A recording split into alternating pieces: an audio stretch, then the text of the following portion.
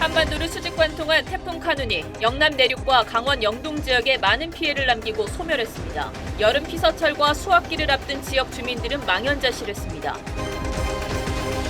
스카우트 대원 4만여 명이 폐영식과 K-팝 공연이 열리는 서울 상암 월드컵 경기장으로 모였습니다.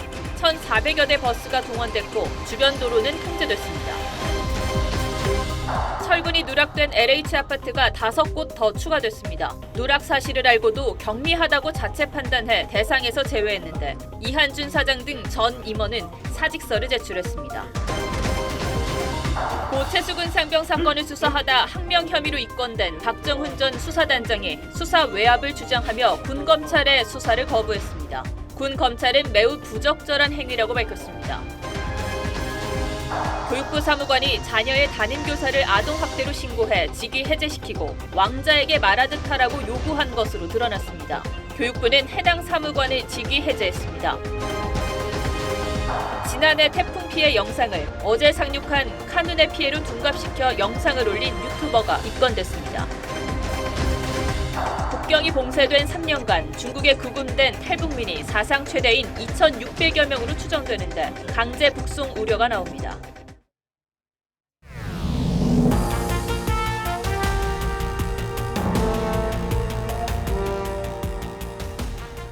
시청자 여러분 안녕하십니까? 뉴스9의 신동욱입니다. 우리를 긴장시켰던 태풍은 이제 다 지나갔습니다. 지나는 곳마다 엄청난 물폭탄을 뿌렸습니다. 특히 강원 영동 지역에는 이틀 동안 400mm 넘는 폭우가 쏟아져 도시가 물바다로 변했습니다.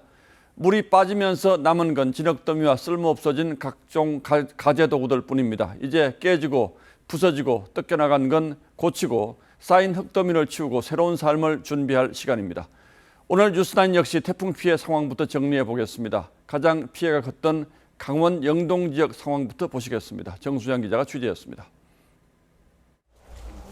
옷가게 안이 온통 흙투성이로 변했습니다. 전시했던 옷과 신발은 모두 빗물에 젖어 더 이상 판매할 수 없습니다. 지금 아무 생각도 안 나요. 너무 지금 뭐 어떤 것부터 해야 될지 모르겠고. 지하실에서 가득 찬 물을 연신 퍼내고 상인들은 빗물에 젖은 물건들을 닦아서 말립니다. 어제 400mm의 폭우가 쏟아진 강원도 고성은 상가 150동과 주택 450여 가구가 물에 잠겼습니다. 불과 사흘 전인 지난 7일에도 300mm 비가 내렸던 터라 피해가 더 컸습니다. 1차적으로 일단은 재산시에를 다 일단은 뭐 버렸기 피해를 많이 입었기 때문에 솔직히 2차에 또 물이 들어온다고 했을 때는 솔직히 마음을 그냥 다 내려놨어요. 네, 지금 뭐 자포자기한. 뿌리째 뽑힌 나무가 뒹굴고 있고 도로는 계곡물에 휩쓸려 형체를 알아볼 수 없습니다. 도로가 무너져 내리면서 계곡에는 큰 돌들이 떨어져 있고요. 현장에는 복구 작업을 위해서 통대선도 설치해놨습니다. 순식간에 불어난 물에 고립됐던 주민들은 가슴을 쓸어내렸습니다. 제방 한쪽이 무너지기 시작하면 피난 가야 돼요. 주민들 모여가지고 우리가 어떻게 해볼 수는 없잖아요. 배로 가득 차 있어야 할 항구에는 부유물로 가득 찼고 동해시의 한 고등학교를 비롯해 강원도 내 14개 학교도 침수와 파손 피해를 입었습니다.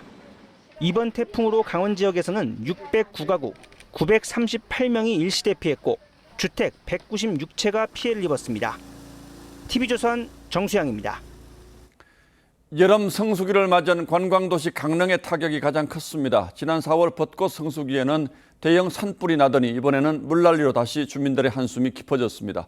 이어서 이승훈 기자가 보도합니다. 상충객들이 많이 찾는 강릉 경포 벚꽃길이 뿌연 연기로 뒤덮였습니다. 대형 산불로 강릉의 주요 관광시설이 잿더미로 변했습니다. 이번에는 같은 장소에 물폭탄이 쏟아졌습니다. 도로와 상가가 물에 잠겨 피서철 성수기를 무색하게 합니다. 못 보네요. 주방까지 다 찼는데. 지난 4월 산불로 가게 내부를 수리한 이 상점은 이번에는 태풍 때문에 내부가 또 망가졌습니다. 산불 해가지고 이제 뭐 다 온수리 했거든요. 그런 상태에서 지금 이제 물이 찼으니까 물 잠기면서 이제 많이 이제 망가졌죠. 해변에는 피서객을 찾아보기 어렵습니다. 대신 태풍에 떠밀려온 부유물이 백사장을 가득 채웠습니다. 해변에는 이렇게 파라솔과 피서객 대신 태풍 부유물만 가득합니다. 주민들이 쉴 새 없이 치우고 있지만 좀처럼 줄지 않습니다. 해변도 좀 정리해야 되고 이게 또 복구하는 데까지도 쉽지 않을 것 같아서 개인적으로 좀 아쉽네요. 이번 태풍 피해로 피서철과 광복절 황금 연휴 대목까지 놓치게 된 상인들은 사실상 여름 성수기가 끝났다며 한숨을 내쉽니다. 쓰레기 충전 2, 3일이 걸려요. 관광객들이 즐길 수 있는 그 여건이 못 돼요. 올해는 실질적으로 해수욕장은 끝났다고 봐야 돼요. 4월 산불로 벚꽃 특수, 태풍으로 피서철 특수를 놓친 상인들은 성수기마다 찾아온 낙제에 눈물을 흘립니다. TV조선 이승훈입니다. 태풍이 지나가고 물은 빠졌지만 농민들의 마음은 아직 태풍과 전쟁 중입니다. 물이 빠져나간 과수원, 논밭, 그리고 못 쓰게 된 농작물을 지켜보는 마음이 어떻겠습니까? 농민들에게 농작물은 자식과 같은 것이죠. 배상윤 기자가 피해 현장 곳곳을 돌아봤습니다. 어제 태풍 카눈의 직격탄을 맞은 대구시 군위군의 한 농촌 마을입니다. 마을 전체가 흙탕물에 잠겼고 지붕만 모습을 드러냅니다. 하루 뒤 찾은 마을은 물이 빠지면서 처참한 모습을 드러냈습니다. 진흙더미에 덮인 보금자리를 바라보는 주민들은 막막하기만 합니다. 물이 가득 찼던 집안은 지금은 이렇게 흙탕물로 뒤덮여 있고 신발과 가지도구 등도 곳곳에 어지럽게 널브러져 있습니다. 어떻게 자겠어요? 한번 보세요. 면에서 사람들 와가 오해 해준다 이렇게 하는데 냉장고하고도 저것도 설랑가 모르겠습니다. 뭐. 농경지도 엉망입니다. 논과 밭의 작물들은 줄줄이 바닥으로 쓰러졌고 비닐하우스는 오늘도 물에 잠겨 있습니다. 주민들은 1년 농사를 망쳤다며 망연자실했습니다. 이거 고추, 참깨, 콩, 그러고 이 농자재 들어가는 게 다 망했다. 물 들어가가지고 컨테이너하고 고추 말른 기계 2개, 고추 들었는 거 뭐 200건 정도 물에 다 담기가. 젖소를 키우던 축사는 진흙투성입니다. 젖을 짜내는 기계 안에는 흙이 들어차 당장 사용할 수 없게 됐습니다. 어제 물이 심지어 제 키보다 이거 더 들어가가지고 이 건물이 다 잠겼어요. 다 잠겨버리니까 착유 시설 장비가 다 침수 다 돼가지고 작동이 안 되니까 젖을 못 짜요. 오늘부터 수해 복구 지원에 나선 대구시는 마을을 물에 잠기게 한 제방 붕괴의 원인을 조사할 계획입니다. TV조선 배상윤입니다. 예, 앞서 보시는 것처럼 가장 먼저 남해안 지방을 걱정했지만 이번 태풍 피해는 영남 내륙과 강원 영동 지역에 집중됐습니다. 태풍의 경로에 놓였던 지역들은 상대적으로 피해가 적었는데 이태희 기자가 그 이유를 알아봤습니다. 어제 오전 9시 20분 경남 거제를 거쳐 상륙한 6호 태풍 카눈. 중심기압 970헥토파스칼, 최대 풍속 초속 32m의 강도 중의 세력을 유지하며 기세등등하게 한반도를 덮쳤습니다.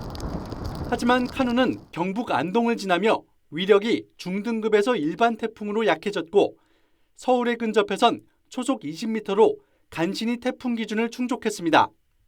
이유는 산간 지역으로 이뤄진 우리나라 내륙의 복잡한 지형 때문입니다.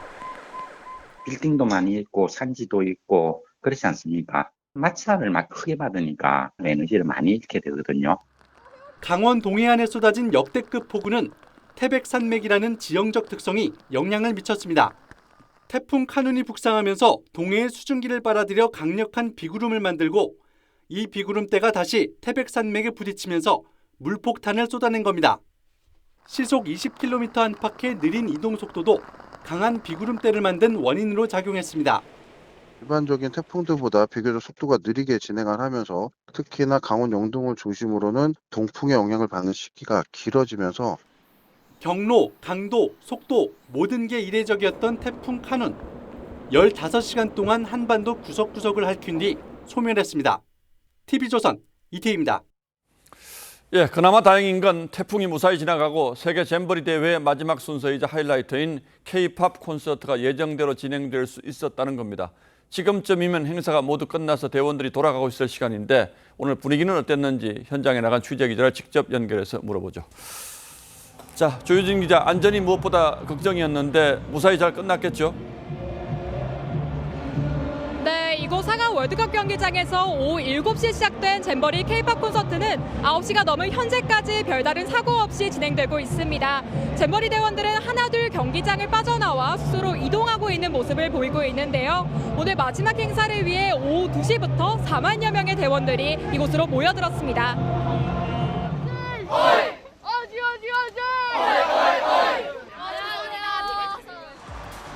폭염 등 기상 상황으로 예정된 잼버리 행사는 줄줄이 취소됐지만 대원들은 K-팝 콘서트로 조기 퇴영의 아쉬움을 달랬습니다.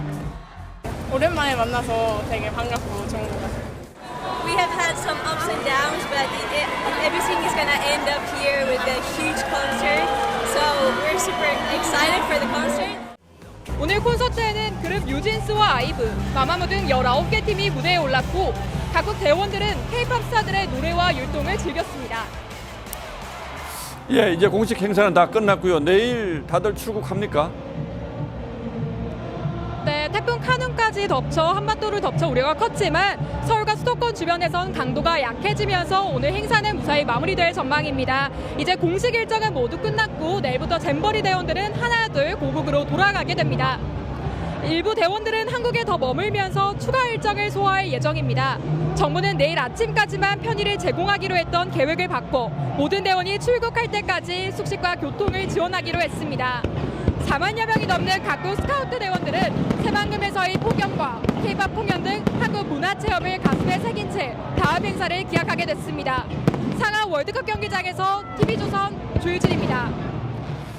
예, 다행이군요. 4만 명 가까운 잼버리 대원들을 상암 경기장으로 입장시키는 일도 큰일이었습니다. 그동안의 행사를 둘러싼 논란이 워낙 많았던 탓인지 정부도 신경을 곤두세웠는데 1,400여 대의 버스를 한꺼번에 동원하는 바람에 퇴근 시간 시민들이 불편을 좀 겪었다고 합니다. 그래도 마지막으로 한국의 좋은 추억 갖고 떠나길 바라겠습니다. 보도에 박한솔 기자입니다. 대형 버스 수십 대가 꼬리에 꼬리를 물고 늘어섰습니다. 잼버리 대회에 참여한 각국 스카우트 대원 4만 3천 명을 전국 각지에서 태우고 온 버스들입니다. 이동에 동원된 버스는 모두 1,440대로 K-팝 공연이 열린 상암동 월드컵 경기장에 대원들을 내리는 데만도 4시간 넘게 걸렸습니다. 잼버리 대원들을 수송하기 위한 관광버스 1,440대가 도착하면서 경기장 앞 도로는 양방향 모두 통제됐습니다. 빨리 나오기는 했는데 조금 평소보다는 많이 밀렸던 것 같아요. 경찰은 교통 정체에 대비해 대형 주차장 6곳을 마련해 버스들의 길가 주차를 막고 교통경찰 400여 명을 투입해 교통을 통제했습니다. 공연장 일대 양방향 도로가 진입이 금지되고 14개의 노선버스가 우회하는 등 도로 통제가 이뤄지면서 퇴근 시간 시민은 큰 불편을 겪었습니다. 네, 지금 버스를 어떻게 이용해야 되는지 좀 불편함을 느끼고 있고요. 경찰은 공연이 끝난 뒤 대원을 실은 버스가 다시 빠져나가는데 4-5시간 이상 걸릴 것으로 보고 자정을 넘긴 시간까지 주변 도로 교통을 통제할 예정입니다. TV조선 박한솔입니다. 이제 잼버리는 모두 끝났습니다. 준비 부족으로 참가자들이 고생했고 야영지에서 조기 철수하는 바람에 반쪽 잼버리가 된 건 큰 아쉬움으로 남았습니다. 그리고 지금부터는 흔치 않은 국가 홍보의 기회를 이렇게 날려버린 반성의 시간이 되어야 할 것 같습니다. 가장 먼저 따져볼 건 입지 선정에 대한 의문인데 전라북도는 이미 2년 전에 새만금 잼버리 부지의 집안 침하 가능성까지 파악했던 것으로 드러났습니다. 황병준 기자의 단독 보도입니다. 이번 세계 잼버리 대회가 새만금에서 진행되던 당시의 모습입니다. 야영장 곳곳에 물웅덩이가 파여 있습니다. 행사 전 내린 폭우에 배수 작업까지 벌였지만 역부족이었습니다. 20만 평이 넘다 보니까 비가 올 때만 왕창 와버리잖아요. 물이 금방금방 안 빠지잖아요. 갯벌을 메운 지 얼마 되지 않았기 때문입니다. 문제는 또 있었습니다. 잼버리 부지 조성이 한창이던 2021년 전라북도가 만든 내부 문건입니다.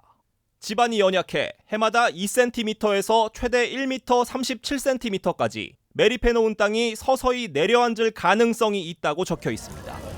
전문가들은 지반이 침하되면 아래에 있던 물이 지표면까지 올라와 배수가 더 어려워진다고 지적합니다. 풍선을 꽉 짜는 원리인데 그러면 물이 위로 쭉 올라오겠죠. 땅이 내려앉는 원리나 같다는 거죠. 하지만 전라북도는 별다른 조치를 하지 않았습니다. 전라북도가 이미 문제를 알고 있으면서도 행사를 파행으로 만든 책임이 있다고 밖에 볼 수 없습니다. 잼버리 조직위 측은 당시 추정했던 침하의 정도가 사람들이 활동하기엔 문제가 될 정도는 아니라고 판단했다고 해명했지만 아니한 대처라는 지적을 피하긴 어렵습니다. TV조선 황병준입니다. 예, 안타깝습니다만 새만금 잼버리는 두고두고 실패한 잼버리의 사례로 소환되는 운명을 피하기 어렵게 됐습니다. 그런데 정말로 의아한 건 그동안 국제행사에서 대한민국이 보여준 저력이 왜 이렇게 무너졌느냐 하는 것입니다. 그 이유를 하나하나 따져보겠습니다. 자, 홍영 기자, 새만금에서의 잼버리 일단 첫 단추가 잘못 끼워졌다고 봐야 되겠죠? 네, 그렇습니다. 이 갯벌 매립지를 야영장으로 정한 것부터 문제가 시작됐는데요. 이 전라북도가 2020년 공개한 조감도엔 이렇게 군데군데 숲이 조성돼 있고 홍보물에는 이렇게 나무도 많습니다. 하지만 실제로는 나무 한 그루도 심을 수 없는 땅이었는데요. 이 전라북도는 새만금 이외의 다른 대안은 고려하지 않았습니다. 자, 사진과 실제가 완전히 다른데 부적합하다는 걸 알면서도 밀어붙인 가장 큰 이유는 뭐였을까요? 네, 이 도로와 공항 등 새만금 개발 사업에 잼버리를 활용하려는 의도가 앞섰던 탓입니다. 항만과 국제공항, 철도는 아직 완공되려면 멀었는데요. 예. 이 잼버리와는 상관이 없는 셈입니다. 이런 예산이 모두 11조 원에 이른다는 추산도 나왔습니다. 이 국제행사 유치를 예산 확보 수단으로만 활용하다 보니 전혀 관련 없는 해외 출장도 많았던 겁니다. 자, 그런데 여성가족부가 주무부처였다고 하는데 뭘 한 겁니까? 네, 이 조직위원회에서 사업을 계획하고 예산을 집행하는 게 여성가족부였습니다. 행안부는 재난안전의 책임이 있고 전북도는 기반시설 설치 등을 맡았는데요. 국무총리실이 정부 지원 TF를 이끌었지만 유명무실했습니다. 이 현장에서는 위로 문제를 보고해도 반영이 안 되는 분위기였다고 합니다. 예. 유기적으로 협조하고 소통하면서 이루어져야 되는데 전혀 일방적인 거죠. 조직위원회에서 무조건 지시사항처럼 내려오는 거죠. 조직위원회라는 공무원 단체가 개입이 되면서 스카우트 전문가 집단의 의견이 철저히 무시가 되었고 예, 뭐 공무원 가운데 감투 쓴 사람은 많았는데 제대로 된 컨트롤 타워가 없었다 이런 얘기군요. 네, 맞습니다. 이 조직위원회에는 위원장만 5명입니다. 김현숙 여가부 장관을 포함한 장관 3명과 국회의원 1명이 있고 김관영 지사는 집행위원장입니다. 하지만 이 위원장 회의는 지난 6월 단 한 차례뿐이었습니다. 이번 행사 같은 경우는 우리 정부의 거버넌스가 신뢰를 기반하지 않고 아무도 책임지지 않으려고 하는 공공성의 부재가 적나라하게 드러났다고 생각하고 성공하면 내 탓, 실패하면 남 탓하기 참 좋은 구조로 되어 있었군요. 앞으로 책임은 어떻게 따질까요? 네, 여야의 공방이 거세질 것으로 보이는데요. 이 국민의힘은 대회를 주도한 건 전라북도라며 특별감사를 검토하고 있고 더불어민주당은 국정조사와 함께 윤석열 대통령의 대국민 사과를 요구했습니다. 예. 또 이 중앙정부의 책임과 관련해선 국민의힘은 여가부만, 민주당은 행안부 장관의 책임론을 집중 거론하고 있습니다. 이 앞으로 총리실이나 감사원이 나서 이 잼버리 조직위와 여가부, 이 전라북도의 예산 집행 내역 등을 들여다볼 것으로 보이는데요. 이와는 별개로 당장 국회는 오는 16일부터 행안부와 여가부 등을 상대로 현안 질의를 합니다. 예, 뭐 물론 논쟁이 없을 수는 없겠죠. 하지만 싸우는 것도 대책 마련을 위한 건전한 논쟁이 되길 바라겠습니다. 예, 홍영 기자 잘 들었습니다.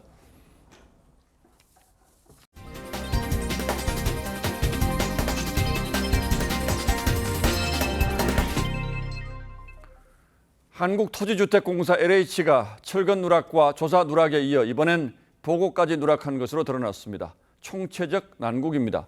이 정도면 누락 전문기관 아니냐는 비아냥도 나오는데 주민들은 이제 LH가 하는 말은 콩으로 메주를 만든데도 팥으로 팥죽을 쏜데도 믿지 못하겠다는 지경에 이르렀습니다.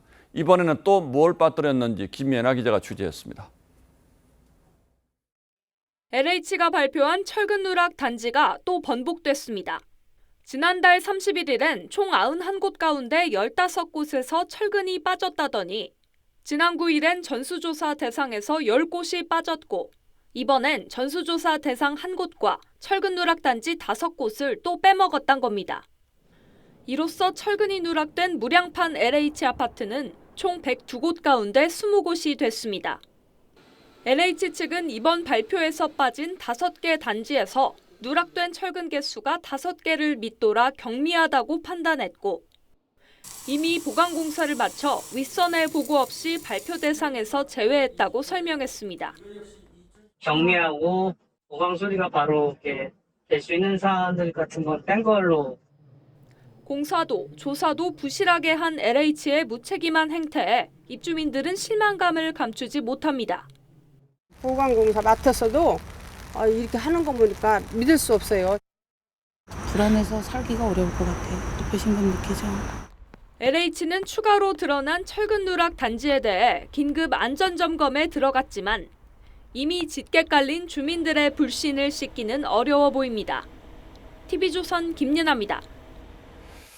예, 이 정도면 LH 자체를 없애야 한다는 목소리가 커지고 있습니다. 물론 현실적으로 당장 가능한 일은 아니지만 그 정도의 각오로 쇄신이 필요하다는 뜻입니다. 이한준 사장은 다시 한번 사과했고 임원 전원은 사직서를 냈습니다. 백대호 기자가 보도합니다. 어두운 표정으로 단상에 선 LH 이한준 사장. 무겁고 참담한 심정이라며 조심스럽게 입을 뗍니다. 국민께 심려를 끼쳐드린 점에 대해 진심으로 송구스럽고 죄송하다는 말씀을 드리고 그러면서 조직의 인적 쇄신 카드를 꺼내들었습니다. 기본적인 것조차 상실한 이 조직을 혁신하기 위한 첫 번째 조치로 사표를 일단 제출받았습니다. 이번에 보고를 누락한 담당자는 즉시 해임했고 자신의 거취도 임면권자의 뜻에 따르겠다고 밝혔습니다. 조직 혁신안도 내놨습니다. LH 자체 설계와 시공을 전면 폐지하고 감리업체 선정은 지자체에 이관해 전관을 끊겠다고 강조했습니다. 일각에선 2년 전 땅 투기 사건으로 개선안을 내놨음에도 LH의 정관 학습이 계속되고 있는 만큼 이번 기회에 LH를 폐지하고 정부 내에 LH 역할을 이양할 주택정책기관을 설립하자는 주장도 제기합니다. 하지만 10,000명에 달하는 LH 직원을 공무원으로 임용해야 하고 정부 조직법도 바꿔야 하는 만큼 현실적으로 불가능하다는 게 중론입니다. 이 때문에 조직 대수술 수준의 개혁은 불가피해진 상황. 윤석열 대통령은 이 사장을 중심으로 LH 개혁 작업을 완수해달라고 당부한 것으로 알려졌습니다. TV조선 백대호입니다. 태풍이 올 때마다 방파제를 넘는 파도 때문에 부산 해안가에 있는 상점들은 항상 노심초사합니다. 다행히 카누는 큰 피해 없이 지나간다 했는데 이번에는 가짜 영상이 상인들을 괴롭히고 있습니다. 지난해 태풍 피해 영상을 지금 일어난 것처럼 둔갑시킨 겁니다. 경찰은 수사에 들어갔습니다. 김동현 기자입니다. 어제 태풍 카눈 피해 상황이라며 인터넷에 올라온 영상입니다. 해안가 상점 곳곳이 부서져 있고 방파제를 넘은 파도가 차량을 덮칩니다.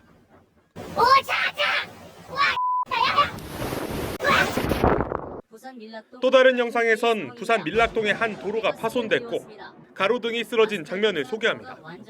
이 영상들이 게시된 지 하루 뒤인 오늘 현장을 찾아가 봤습니다. 영상 속에서 태풍 피해가 있었다는 장소입니다. 처참하게 부서졌던 도로는 온데간데 없고 깨졌다는 창문도 멀쩡한 상태입니다. 피해를 입었다던 가게도 정상 영업 중입니다. 차수막까지 설치하며 태풍 피해를 이겨낸 상인들은 허탈하기만 합니다. 곤란하죠, 아무래도. 위험하다는 생각 때문에 발길을 좀 끊으시니까. 해안가 상인들은 문제의 영상이 지난해 태풍 흰남노 당시 장면을 편집해 만든 것이라며 수십 건의 민원을 제기한 상황. 지자체는 법적 대응을 검토 중입니다. 지난해 불법 피해를 보았던 그 가게 상호 그대로 노출되다 보니 상인들께서도 매출 감소 등의 피해를 호소하고 있어서 경찰은 불안감을 조성했다며 해당 영상을 올린 30대 개인 방송인을 입건했습니다. TV조선 김동현입니다. 제6호 태풍 카누는 소멸됐고 이제 습한 폭염이 전국을 덮칠 전망입니다. 또 태풍이 올까 궁금하실 텐데 7호 태풍 라는 일본으로 북상하고 있고 8호 태풍도 발생할 가능성이 있습니다. 최원영 기자입니다. 제6호 태풍 카눈이 물러간 한반도 상공이 여전히 흰 구름에 덮여 있습니다. 이 구름이 내일 오전까지 수도권 등 서쪽에 최대 60mm 폭우를 뿌릴 것으로 보입니다. 13일부터는 날이 개면서 낮 기온이 다시 30도 이상 오르는 더위가 찾아옵니다. 대기가 불안정해 소나기도 예상됩니다. 최근 많은 비로 인해서 지상 부근에 이 습도가 높아진 상황에서 기온이 올라가면서 일부 지역에서는 폭염특보가 북상하고 있는 7호 태풍 란도 변수입니다. 중심 기압 950헥토파스칼, 최대 풍속 시속 155km의 매우 강한 태풍으로 15일쯤 도쿄에 상륙할 전망인데 우리나라에 직접 영향을 주지는 않지만 15일 광복절 이후 강원 영동 지방엔 동풍이 강하게 불면서 비가 내릴 가능성이 있습니다. 8호 태풍 전망도 나왔습니다. 하와이를 덮친 허리케인 도라가 오늘 밤 태풍 예보 구역에 진입해 8호 태풍이 될 가능성이 높습니다. 허리케인이 태풍 구역까지 오기는 2018년 헥터 이후 처음인데 이후 경로는 아직 유동적이라 기상청은 주시하고 있습니다. TV조선 최은영입니다. 순직한 고 최수근 상병 사망 사건을 수사하다 항명 혐의로 입건된 해병대 전 수사단장이 군 검찰의 수사를 거부했습니다. 외압이 있어서 믿지 못하겠다는 겁니다. 국방부는 매우 부적절하다고 강경 대응 입장을 밝혔습니다. 상명하복의 생명인 군에서 진실 공방이 이어지고 있는 이번 상황을 구민선 기자가 설명하겠습니다. 고 최수근 상병 사망 사고를 조사한 해병대 수사단은 임성근 해병대 1사단장 등 총 8명에 대해 과실치사 혐의를 조사 보고서에 적시했습니다. 국방부는 장관 결재로 경찰 이첩을 지시한 뒤 추가 검토가 필요하다며 이첩 보류를 지시했는데도 수사단이 무단 이첩했다며 수사단장인 박정훈 대령을 항명 혐의로 이달 초 보직 해임하고 수사단을 압수수색했습니다. 하지만 박 대령은 이미 이첩한 뒤 보류 지시가 내려왔다고 주장하고 있습니다. 군 검찰에 입건된 박 대령은 1사단장 제외 등의 사건 축소 외압이 있었다며 오늘 예정된 조사를 거부했습니다. 수사에 외압을 행사하고 부당한 지시를 한 국방부 예하 조직으로 공정한 수사가 이루어질 수 없기 때문입니다. 신범철 국방부 차관은 어제에 이어 오늘도 국회를 찾아 박 대령 주장과 달리 해병대 사령관에게 수정을 지시하는 문자를 보내지 않았다고 반박했습니다. 여전히 제가 해병대 사령관에게 문자를 보냈다고 주장을 하고 자기가 어떤 정황이라든가 또는 자기 나름의 증거를 제시하지 않고 일방적인 주장을 반복하고 있거든요. 국방부 검찰단도 군 기강을 훼손하는 부적절한 행위라며 유감을 표했습니다. 오늘 왜 당당히 가서 조사에 응하지 않고 갑자기 정치 쇼를 하는 것일까요? 군 내부의 기강회의를 드러낸 양측의 진실 공방이 장기화될 가능성이 크다는 우려가 나옵니다. TV조선 구민성입니다. 교육부 공무원이 학부모로서 교사에게 갑질을 한 행태가 드러났습니다. 자녀의 담임교사를 아동학대로 신고하고 자신의 자녀에게는 왕자에게 대하듯 하라고 요구하기도 했는데요. 교권 회복에 앞장서야 하는 교육부 공무원이 상식을 벗어난 갑질 행태를 반복했다니 참 할 말이 없습니다. 교육부는 해당 사무관을 직위 해제했습니다. 박재훈 기자입니다. 세종시의 한 초등학교입니다. 지난해 한 학부모가 3학년 담임 A교사를 아동학대로 신고했습니다. A교사가 이동 수업을 거부하는 학생을 교실에 남겨뒀는데 해당 학생의 학부모는 교사가 자신의 자녀를 방임했다고 주장한 겁니다. A교사는 신고 이틀 뒤 담임에서 교체됐습니다. 교감선생님 도움이 안 좋으셔서 들어가셨으니 저희는 전달받은 게 없고. 해당 학부모는 당시 교육부 소속 주무관이던 성모 씨. 석 씨는 새로 부임한 담임 교사에겐 9가지 요구사항을 이메일로 전달했는데 갈등이 생겼을 때 편을 들어달라거나 자신의 자녀가 왕의 DNA를 가진 아이니 왕자에게 말하듯이 하라는 비상식적인 내용도 포함됐습니다. 해당 교사에게 교육부 직원이라는 지위를 이용해 나는 담임 교체를 할 수 있는 사람이다 라고 협박했습니다. 조사 끝에 결국 A 교사는 복직 후 무혐의 처분을 받았습니다. 그 사이 석 씨는 지난해 12월 5급 사무관으로 승진해 올해부터 한 특수학교의 행정실장으로 근무하고 있습니다. 교육부는 석 씨를 즉시 직위 해제하고 조사단을 꾸려 감사를 개시했습니다. TV조선은 석 씨의 입장을 듣기 위해 접촉했지만 연락이 닿지 않았습니다. TV조선 박재훈입니다. 신림동 흉기 난동범 조선이 재판에 넘겨졌습니다. 검찰은 조선이 거듭된 실패로 사회에 불만이 쌓였고 고소를 당한 게 촉발제가 돼 범행으로 이어졌다고 설명했습니다. 특히 단절된 생활을 하며 컴퓨터 게임에 중독됐고 이 영향으로 게임을 하듯이 젊은 남성을 공격한 것으로 봤습니다. 권영석 기자입니다. 신림동 골목을 빠르게 이동하며 남성 4명에게 무차별 흉기를 휘두른 조선. 예전부터 너무 안 좋은 상황에 있었던 게 제가 너무 잘못한 일인 것 같습니다. 검찰은 조선이 범행 전 8달 동안 외부와 단절된 생활을 하고 컴퓨터 1인칭 슈팅 게임에 중독된 상태였다고 밝혔습니다. 범행 당시 이곳저곳을 뛰어다니며 범행 대상을 물색하고 옆과 뒤에서 공격하는 등 모습을 보였는데 이런 동작이 게임 속 주인공과 비슷하다고 지적했습니다. 게임 중독이 범행 직접 동기는 아니지만 영향은 미쳤다고 본 겁니다. 젊은 남성을 의도적 공격 대상으로 삼아 마치 컴퓨터 게임을 하듯이 공격한 사건임을 확인하였습니다. 검찰은 이번 사건을 조선의 사회에 대한 불만이 외부 자극을 받아 분노로 표출된 범죄로 규정했습니다. 부모 이혼을 겪고 취업과 결혼까지 실패해 외톨이 생활을 하던 중 인터넷에 쓴 글로 고소까지 당해 범행에 이르렀다고 본 겁니다. 조선은 실제로 범행할 때 나를 고소한 남자를 생각했다고 진술한 것으로 알려졌습니다. 검찰은 조선을 구속 기소하고 신림역 살인 예고 글을 올린 20대 남성도 재판에 넘겼습니다. TV조선 권영석입니다. 서울 강남에서 마약을 투약하고 고급 외제차를 몰다 행인을 친 운전자가 구속됐습니다. 이 운전자는 검사 결과 7종의 마약 성분이 검출됐는데 한 인터넷 방송에서는 마약을 한 적이 없고 사고 당시도 기억이 안 난다고 주장을 했습니다. 현재 피해자는 뇌사 상태에 빠졌습니다. 안혜리 기자입니다.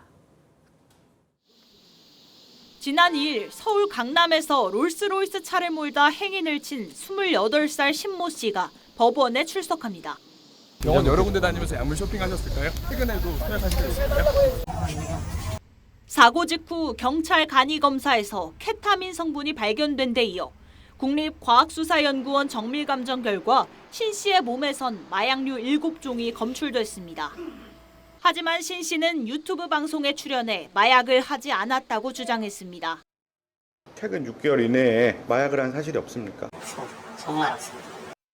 그러면서도 사고 당시는 기억하지 못한다고 밝혔습니다. 사고 후에 직전과 사고 날과 그런 게 정말 기억이 잘 안 납니다. 그런데 신 씨는 이전에 마약을 투약해 처벌을 받은 전력이 있었습니다. 2016년부터 2017년 사이 필로폰 투약 혐의로 징역형을 선고받은 겁니다. 신 씨의 차에 치인 20대 여성은 병원에 옮겨져 치료를 받았으나 현재 뇌사 상태에 빠진 것으로 알려졌습니다. 법원은 신 씨가 증거인멸을 할 우려가 있다며 구속영장을 발부했습니다. TV조선 안혜리입니다. 지상 낙원이라 불리던 하와이의 마우이 섬이 잿더미로 변했습니다. 피해도 극심합니다. 지금까지 50명이 넘는 사망자가 나왔고 중심가는 80%가 불에 탔습니다. 조정린 기자입니다. 시뻘건 불길에 휩싸인 하와이 마우이 섬. 날이 샌 뒤 남은 건 온통 흙빛 폐허뿐입니다. 사망자 수는 전날보다 19명 늘어난 55명으로 집계됐습니다. 실종자와 부상자 수가 정확히 파악되지 않아 피해는 더 커질 것으로 보입니다. The ocean almost swept my kids away a few times, but yeah, we stuck together, we held on, we were here, we're alive.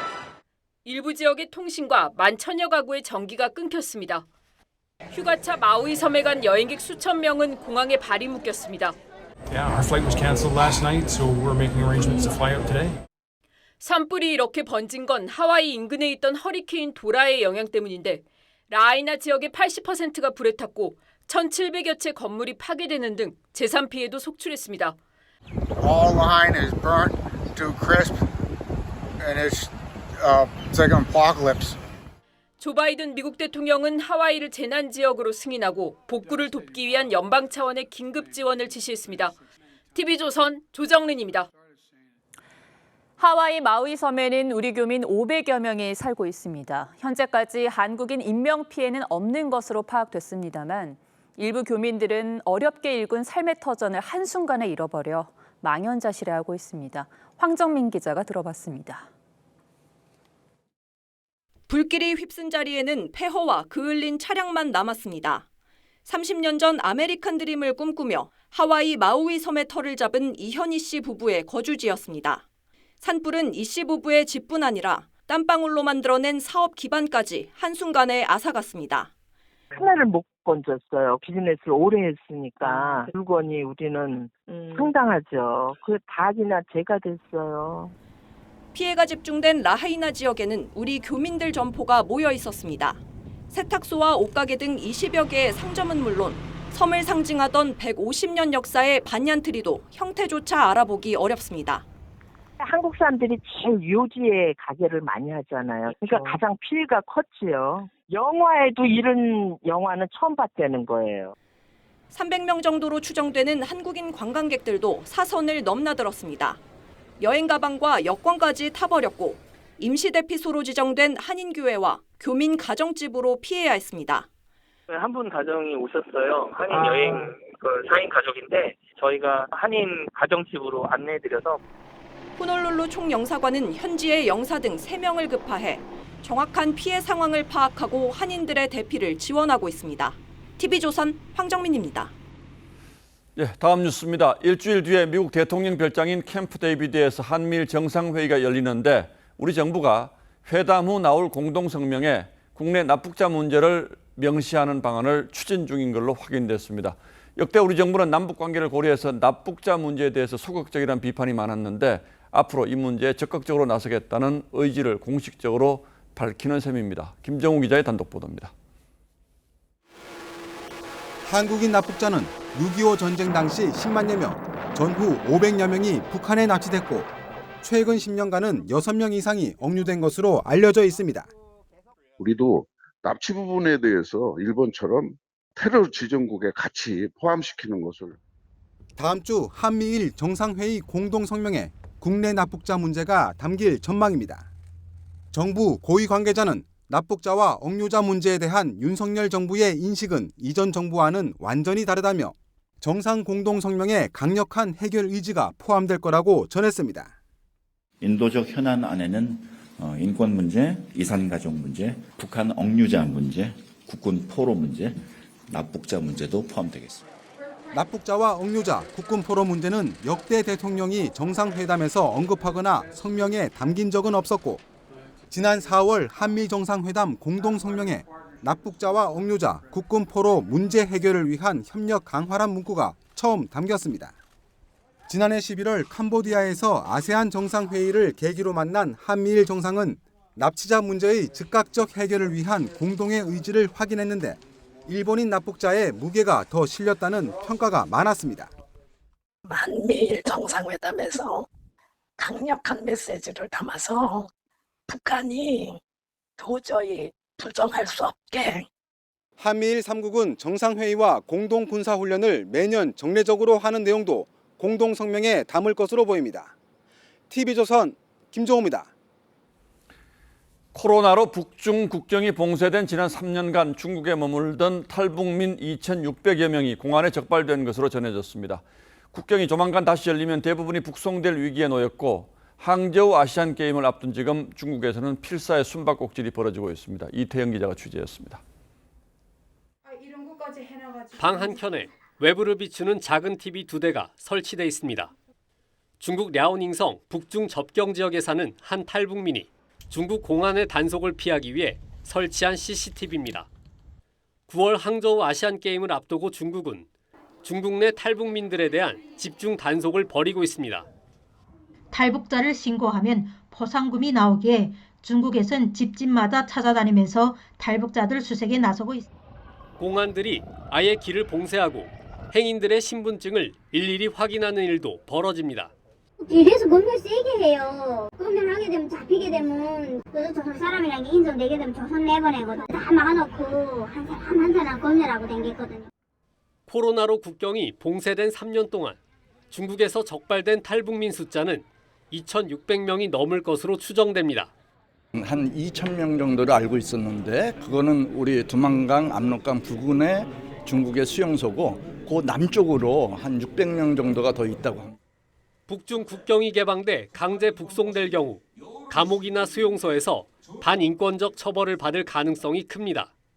콘크리트 바닥도 아니었습니다. 그냥 흙과 모래가 있는 그런 공간에 창문도 없는 그런 공간에 남자, 여자 단련된 수용자들이 한 방에 같이 가. 주한 중국 대사관은 탈북민의 대규모 북송 문제에 대해 법과 인도주의 원칙에 따라 처리하겠다는 원론적인 입장만 밝혔습니다. TV조선 이태형입니다. 대의원제를 사실상 무력화시키는 민주당의 혁신안이 나온 지 하루도 되지 않아 강력한 당내 반발에 부딪혔습니다. 이른바 비명계는 혁신안이 아니라 친명계의 당권 사수안이라며 철회를 요구했습니다. 이재명 대표는 어떤 반응을 보였을까요? 장세희 기자가 취재했습니다. 비명계인 고민정 최고위원이 이재명 대표 앞에서 대의원의 투표 권한을 없앤 혁신안을 공개 비판했습니다. 오로지 민주당 대표와 지도부를 선출하기 위해 이런 무리수를 두어야 하는 이유를 찾기 어렵습니다. 친문계 모임인 민주주의 4.0도 대의원제를 무력화하는 혁신안을 받아들일 수 없다고 했고 홍영표 의원은 혁신안이 아닌 당권 사수안이라고 꼬집었습니다. 현역 의원 40여 명이 참여하는 당내 최대 모임 더 좋은 미래도 혁신안 비판에 가세했습니다. 그동안 흩어져 있던 비명계가 혁신안 발표를 계기로 집단 움직임에 나선 모양새입니다. 정청래 의원 말대로 나를 위한 혁신안이다 이렇게 해석할 수가 있죠. 이거는 통과되기가 어렵습니다. 그러자 친명계에선 기득권을 내려놓는 게 혁신이라고 맞섰습니다. 대의원들이 권리당원의 60배, 70배의 투표 가치, 투표를 행사하는 것, 그것 역시 이상한 것입니다. 이재명 대표는 원론적 입장만 밝혔습니다. 당내 논의를 거쳐서 합당한 결과를 만들어내도록 할 것입니다. 하지만 현역 다수가 비명계인 상황에서 현역 의원의 힘을 빼는 내용의 혁신안이 그대로 통과되긴 쉽지 않을 거란 전망이 많습니다. TV조선 장세희입니다. 미국의 제재로 우리나라 은행에 이란 자금 9조 원가량이 동결돼 있었는데 이 돈을 풀기로 미국과 이란이 전격 합의했습니다. 이란에 구금된 미국인의 석방 조건이 달렸습니다. 이유진 기자입니다. 2015년 이란 출장 중 붙잡힌 미국인 시아마크 나마지. 스파이로 지목돼 8년간 수감 생활을 해왔습니다. I spent months caged in a solitary cell that was the size of a closet, sleeping on the floor, being fed like a dog from under the door. 테헤란 교도소에 구금 중이던 이란계 미국인은 모두 5명. 미 백악관은 오랜 협상을 벌인 결과 이란이 이들을 가택연금으로 석방했다고 밝혔습니다. 그 대가로 미국은 한국에 동결돼 있던 이란 자금을 풀어주기로 했습니다. The monies can only be used for humanitarian purposes, which, as you know, is permitted under our sanctions. 미국이 핵 개발을 이유로 이란을 제재하면서 2019년부터 한국 시중은행에는 약 9조 2천억 원 규모의 이란 석유 대금이 묶여 있는 것으로 알려졌습니다. 이란 당국은 오늘 8조 원가량이 스위스 은행으로 송금됐다고 밝혔습니다.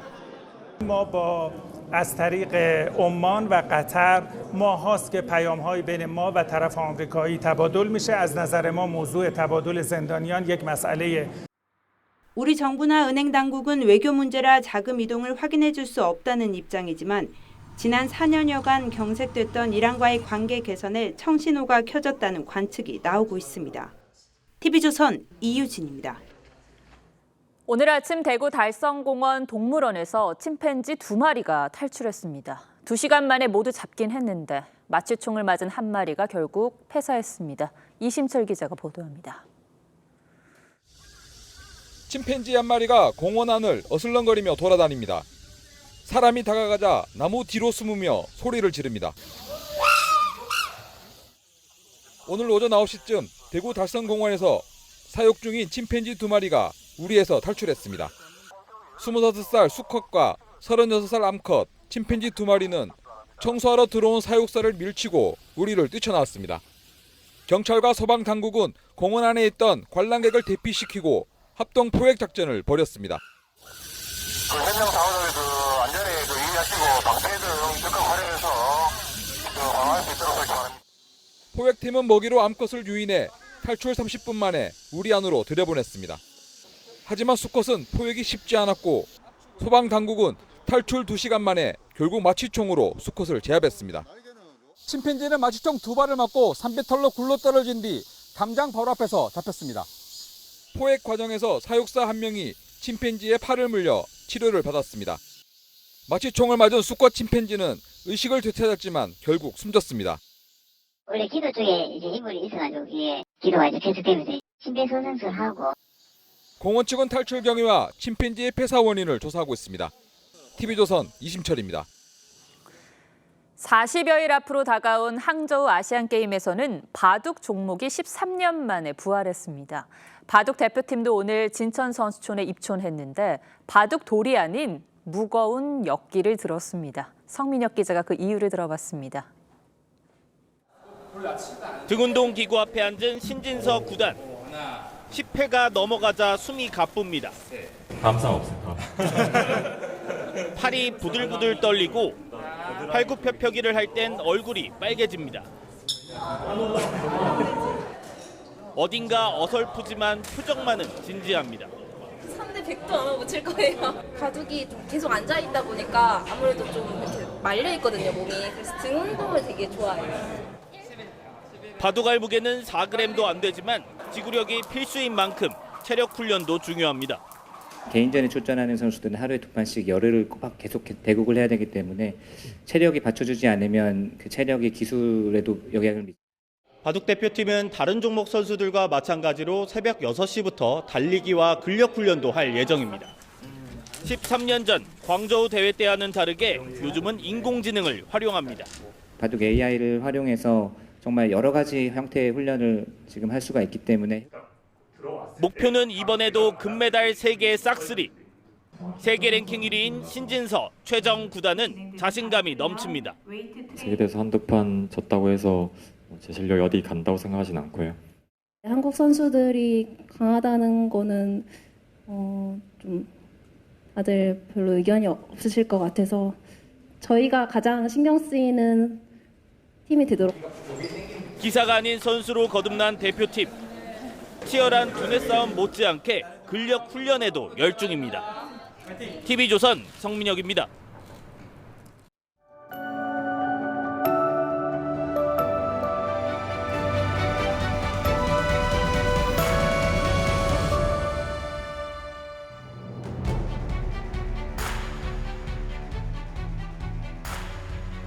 맨날 싸돌아다니다 집에 돌아온 아들에게 아버지가 묻습니다. 니 오늘 외박 하나?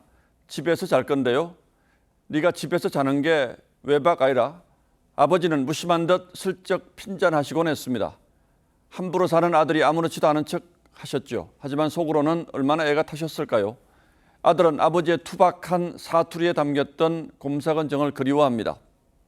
시인이 꿈에서 아버지의 이불을 빼앗아 칭칭 감고 잡니다. 아버지는 혼자 아버지를 덮고 주무신다. 아버지라는 이불이 추우신지 몸을 웅크리고 가끔 마른 기침을 하신다. 시인은 아버지가 돼서야 한평생 주기만 하시던 아버지의 속 깊은 사랑을 깨닫습니다. 아이 문제에는 불철저하고 안이한 아버지였음을 겸허히 고백합니다. 그러면서 조국 전 장관은 매몰차게 사퇴를 거부했습니다.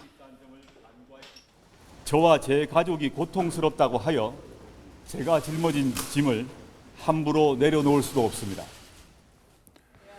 그러더니 물러선 뒤엔 또 말이 달라졌습니다. 가족의 안위를 챙기기 위해서 물러남을 택했다는 겁니다. 검찰이 조 전 장관의 딸 조민 씨를 입시비리 공모 혐의로 기소했습니다. 이미 조국 부부 판결에서 공모가 인정됐는데도 혐의를 다투고 있어서 법원의 판단을 구하겠다고 했습니다. 딸의 진술과 아버지의 주장이 서로 다른 것이 기소 쪽으로 기운 결정적인 이유라고 합니다. 검찰이 지난달 반성하는 태도로 바뀐 조민 씨를 조사한 사흘 뒤 조 전 장관은 변호인을 통해 공모를 부인했습니다. 생업에 종사하고 사회활동하느라 딸이 뭘 하는지 몰랐다는 겁니다. 검찰은 딸의 진술과 엇갈린다며 보다 명확한 설명을 요구했습니다. 하지만 조 전 장관은 아내와 함께 불찰과 잘못을 반성한다면서도 법정에서 소명하겠다는 입장을 굽히지 않았습니다. 검찰이 조 씨를 불기소 처분할 경우에 아버지의 죄를 밝히기 위해 딸을 증인으로 불러야 하는 상황이 된 것이죠. 그렇게 인륜에 반하는 법정을 피하려면 검찰로선 조 씨를 기소해 법원의 판단에 맡기는 길밖에 없었을 겁니다. 결과적으로 아버지가 딸의 불기소를 막은 것이나 다름없게 됐습니다. 그런데 조 전 장관은 차라리 나를 끌고 가 고문하라고 했습니다. 딸을 볼모 삼아 자신의 자백을 강요한다는 얘기인 듯한데 선우가 뒤집혔습니다. 제가 듣기엔 조국답게 매우 수사적인 표현, 그 이상도 그 이하도 아닙니다. 손잡고 가보자, 같이 가보자. 조 전 장관은 지도도 나침반도 없는 길 없는 길을 가겠다고 했습니다. 하지만 너무 멀리 온 탓일까요? 어디서 출발한 길인지 어디로 가는 길인지 완전히 길을 잃은 것 같습니다. 그 길이 무슨 길인지는 몰라도 그래도 가족과 손잡고 함께 가는 길이어야 하지 않겠습니까? 8월 11일 앵커의 시선은 나는 아니한 아버지였습니다.